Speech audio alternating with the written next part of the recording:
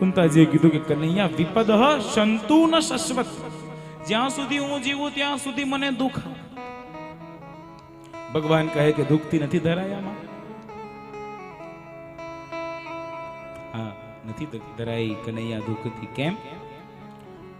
તો એટલા માટે દુઃખથી નથી ધરાઈ કે જ્યાં સુધી અમારા પર દુઃખ હતું ત્યાં સુધી પ્રભુ તમે અમારી સાથે હતા. પણ આજે જ્યારે સુખના સમય આવ્યો, મારા બાળકો હસ્તિનાપુરના રાજા થયા ને પ્રભુ તમે અમને છોડીને જતા રહેવાના, ऐसा सुख को क्या करे हम, बलिहारी उस दुख की जिन्हें गोविंद दियो दिखा, જેમાં ગોવિંદનું સ્મરણ થાય એવા સુખથી અમારે કઈ ફાયદો નથી. પ્રભુ તું દુઃખ આપ, કારણ કે દુઃખમાં અમને ખબર તો છે કે તું છે. અને સાહેબ માથું દુખતું હોય કે પેટ દુખે તો જ ભગવાન યાદ આવે.